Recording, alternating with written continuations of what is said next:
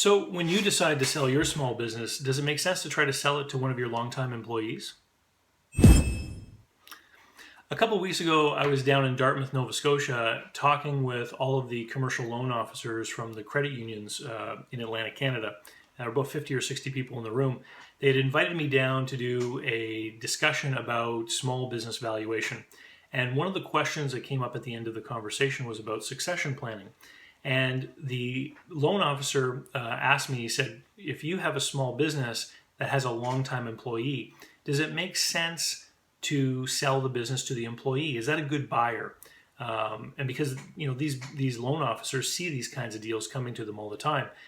Most business owners, of course, don't want to use a business broker because they don't want to pay a commission. So they're going to try to sell the business to someone who they can find themselves in order to try to do a deal themselves. As I've said in many videos before, 80% of small businesses are sold privately.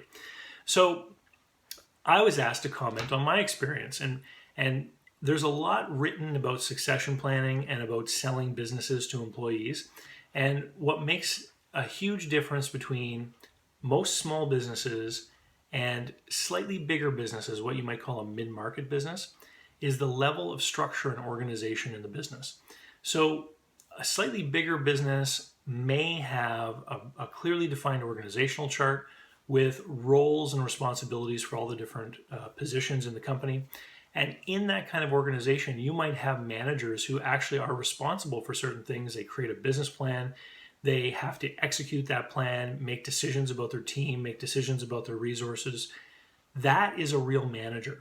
And that type of person could potentially make a good business buyer. They can transfer those skills into entrepreneurship. In most small businesses, however, you have one owner who usually controls everything. And what sometimes happens in these businesses is they get these employees who are really great at getting tasks done. And the owners will delegate tasks to the employees, but they never really delegate any responsibilities to them, okay?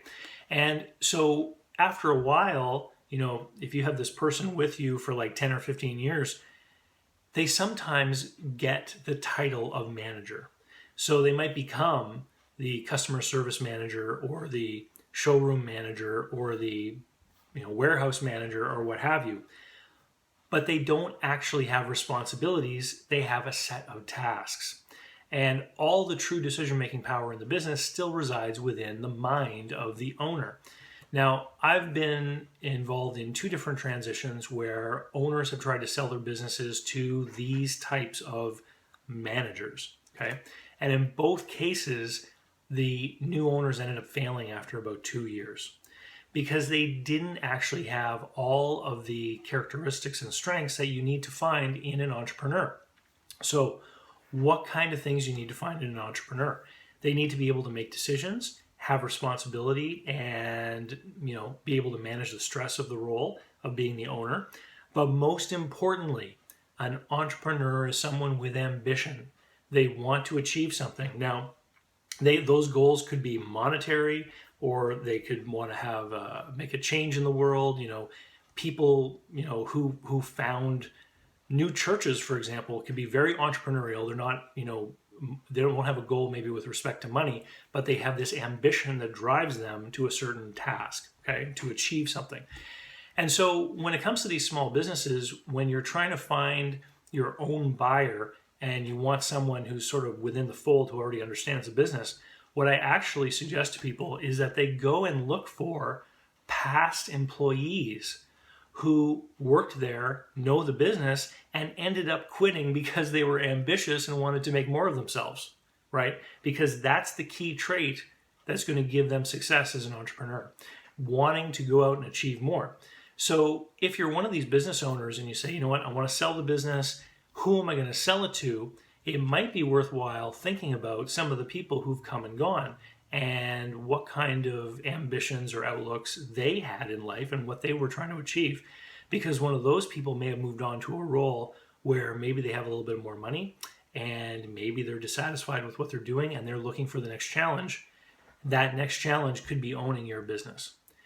I hope you enjoyed this video. Please remember, if you like the content of my videos, give them a like or a share.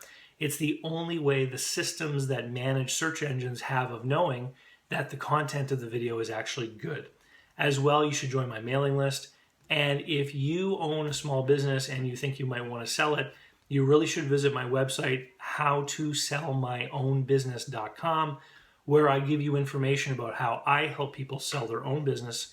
And you can download a free copy of my special report, 12 things to do before you consider selling your business. Thanks, and we'll see you next time. You made it to the end of the video. That's great. Why not come over to my blog site, investlocalbook.com, where you can see all of my latest posts and videos. You can also take the time to watch my welcome video, see what I'm all about, and if you wish, sign up for my email list. I only send out one email each week.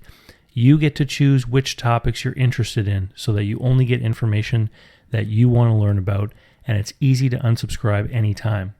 Click my free resources link and have access to all of my free ebooks, audiobooks, and other PDF downloads. Thanks, and we'll see you next time.